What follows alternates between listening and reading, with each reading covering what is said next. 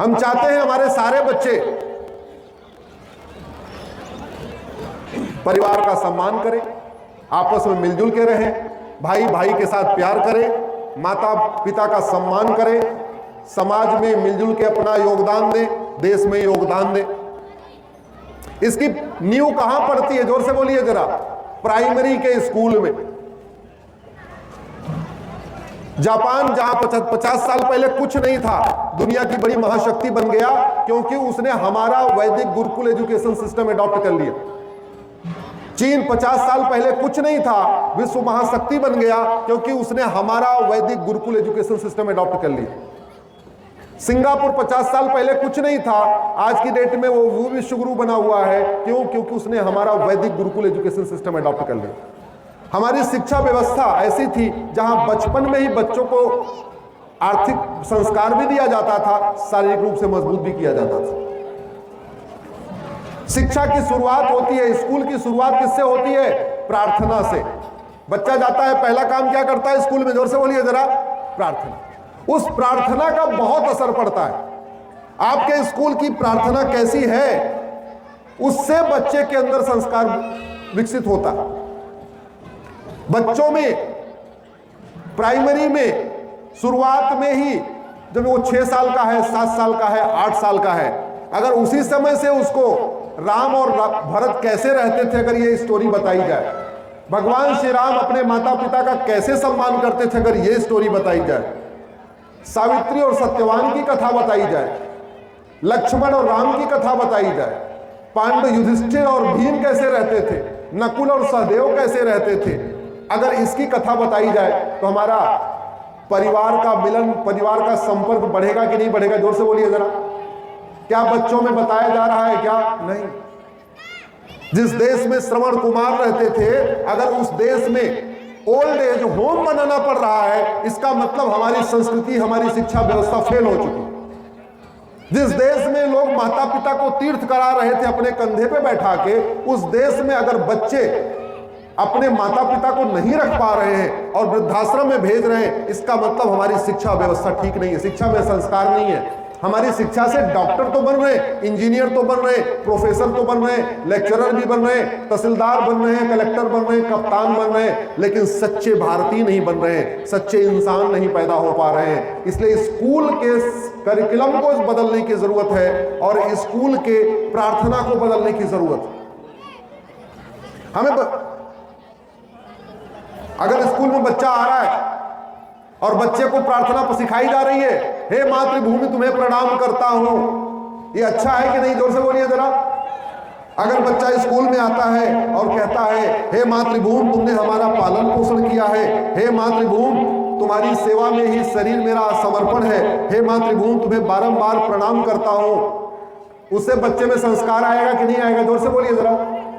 अगर बच्चे में जैसे ही वो स्कूल में आ रहा है वहीं से उसको सिखाया जाए, हे मातृभूमि हम तुम्हारी इच्छा के अनुसार करेंगे, हे प्रभु हम तुम्हारी इच्छा के अनुसार कार्य करेंगे, हे प्रभु हमें शक्ति दो, हे प्रभु हमें बुद्धि दो, हे प्रभु हमें सामर्थ्य दो कि जिससे हम अपने पूर्वजों का सपना साकार कर सके, उसके में चरित्र निर्माण होगा कि नहीं होगा? जोर से बोलिए जरा। ऐसी ऐसी अंग्रेजी में प्रार्थना सिखाई जा रही है जिसका कोई लेना देना नहीं। मैं तो स्कूलों में बहुत सारे गया हूं, मतलब 7-6 दिन तो छोड़ो, वीकेंड में भी ऐसी ऐसी इंग्लिश में प्रार्थना हो रही है जिसका भारत से कोई लेना देना नहीं।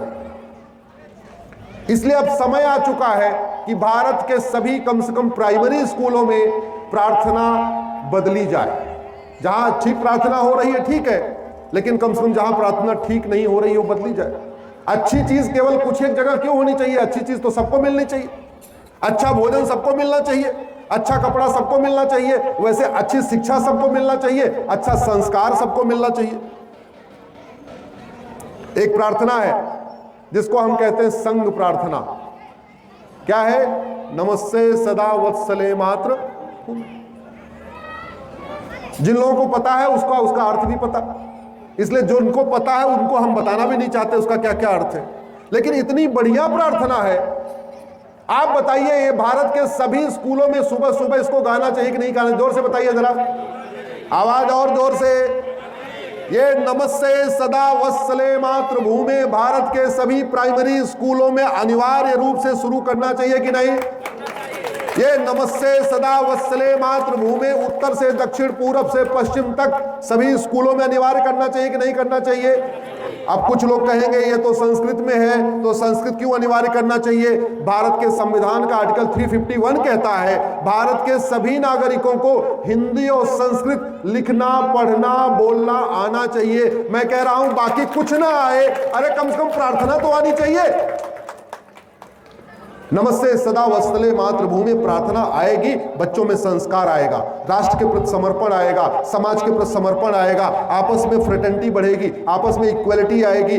जो संविधान का गोल है equality, justice, liberty, fraternity, unity, national integration, वास्तव में ये संविधान का जो गोल है ये इस प्रार्थना में समाहित किया गया है। इसलिए मैं कहता हूं बाकी जगह बाद में शुरुआत होगी, इसकी शुरुआत गोरखपुर से कर देनी चाहिए और सरकारी स्कूल में बाद में होगा। कम से कम प्राइवेट स्कूल के जितने मालिक हैं, प्राइवेट स्कूल के जितने मैनेजमेंट के लोग हैं, जितने मैनेजर हैं, वो अपने स्कूलों में लागू कर सकते हैं, कहीं कोई दिक्कत ही नहीं है।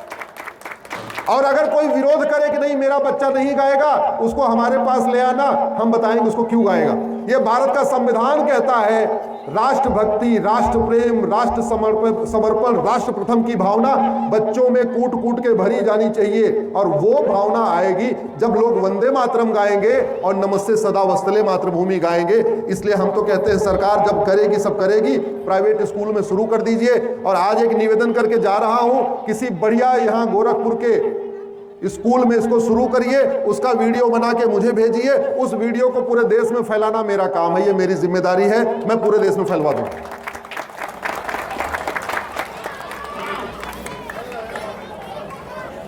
एक आजकल अभी कुछ दिन पहले जेएनयू में नारा लगा, नारा सुना क्या? सुना कि नहीं सुना? जेएनयू में नारे लगते ही रहते हैं, आदत हो गई ऐसे नारों की।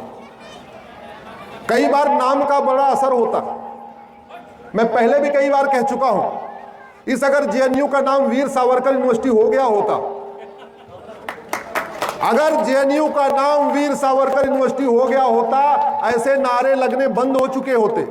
क्योंकि नारा लगाने के पहले उनको वीर सावरकर याद आते, अभी नारे के पहले उनको जवाहरलाल जी याद आ रहे हैं, इसलिए वो नारा लगाए जा रहे हैं। जिस दिन नारे से पहले वीर सावरकर जी याद आना शुरू हो जाएंगे, नारा अपने आप बंद हो जाएगा। नारे का बड़ा परिणाम होता है, हवन कुंड के आसपास जो आएगा उसको बढ़िया बढ़िया हवन का सुगंध मिलेगी, ये परिणाम है इसका। कभी आपने सोचा भारत तेरे टुकड़े होंगे इंशाअल्लाह का नारा भारत में क्यों लगा, और चीन तेरे टुकड़े होंगे इंशाअल्लाह का नारा चीन में क्यों नहीं लगा? कभी आपने सुना अमेरिका में किसी नारा लगाने की हिम्मत किया हो, अमेरिका तेरे टुकड़े होंगे इंशाअल्लाह? कभी आपने सुना किसी ने सिंगापुर में नारा लगाया, सिंगापुर तेरे टुकड़े होंगे इंशाअल्लाह? रूस हमसे 5 गुना ज्यादा है, किसी ने रूस में नारा लगाया, रूस तेरे टुकड़े होंगे इंशाअल्लाह? ऑस्ट्रेलिया हमसे 2.5 गुना बड़ा है एरिया वाइज, किसी ने ऑस्ट्रेलिया में नारा लगाया, ऑस्ट्रेलिया तेरे टुकड़े होंगे इंशाअल्लाह? चीन का क्षेत्रफल भी हमसे 3 गुना है, वहां भी किसी की हिम्मत नहीं पड़ती, चीन तेरे टुकड़े होंगे इंशाअल्लाह? ब्राजील का क्षेत्रफल हमसे 2.5 गुना ज्यादा है, वहां किसी की हिम्मत नहीं पड़ रही है, ब्राजील तेरे टुकड़े होंगे इंशाअल्लाह? तो भारत में क्यों? क्योंकि राम नीति यहां पे है नहीं। भगवान, भारत में भगवान श्री राम का मंदिर तो है, लेकिन राम नीति अभी तक लागू नहीं हुई है। और वो राम नीति है भय बिन होए, जोर से बोलिए, भय बिन होए। भारत में नारा इसलिए लगता है कि हाँ भगवान कृष्ण का मंदिर तो है, लेकिन कृष्ण नीति नहीं लागू हुई, सठे साठ्यम। ये नारा इसलिए भारत में लगता है, हमने अपने पूर्वजों के सिद्धांत को शासन व्यवस्था में लागू नहीं किया, क्योंकि हमारे पूर्वज कहते थे लोहा लोहे को। ये नारा इसलिए लगता है हमने अपने पूर्वजों का सिद्धांत लागू नहीं किया, न रहेगा बांस। वैसे एक बात बता दूं, ये नारा जेएनयू में तो लगता है, लेकिन आजकल यूपी में नहीं लग रहा है। लग रहा है क्या? है किसी की हिम्मत यूपी में? भारत तेरे टुकड़े होंगे इंशाअल्लाह? ये है भय बिन होए न प्रीत। तो मैं तो ये देख रहा हूं पूरे भारत में अगर राम मंदिर के बाद सबसे पहले किसी ने राम नीति लागू किया है वो बाबा जी ने लागू किया। अगर भारत में कृष्ण नीति वास्तव में कहीं लागू है, सठे साठ्यम समाचरेत, वो आपके बाबा जी ने लागू किया। लोहा लोहे को काटता है, न रहेगा बांस न बजेगी बांसुरी, न रहेंगे अतीक अहमद न होगा गुंडई, न रहेंगे मुख्तार न होगी गुंडई। ये सिद्धांत कहां से लागू हुआ? अब बाबा जी ने क्यों लागू किया? क्योंकि बाबा सनातनी है, उन्होंने उपनिषद पढ़ा है, वेद पढ़ा है, हमारे महाभारत को पढ़ा है, उनको पता है कृष्ण ने क्या क्या किया। और सत्य और असत्य, हाँ ठीक है, लेकिन सत्य और असत्य से ऊपर है धर्म और अधर्म। आपके घर में कोई एक आदमी आ गया अपनी जान बचाने के लिए, कोई गुंडा उसके पीछे पड़ा हुआ है, आपसे पूछता है ये व्यक्ति आपके घर में है क्या? सत्य तो है कि आपके घर में है, लेकिन धर्म क्या कहता है? जोर से बोलिए। नहीं है। इसका मतलब सत्य और असत्य से ऊपर हो गया। इसलिए हमें धर्म पालन बनना है, हमें धर्म पालक बनना है, हमें धर्म का प्रचार करना है, हमें अपने बच्चों को धार्मिक बनाना है, हमें अपनी बेटियों को धार्मिक बनाना है, हमें अपनी बेटियों को रानी चिन्नप्पा, झांसी की रानी जैसा बलशाली बनाना है।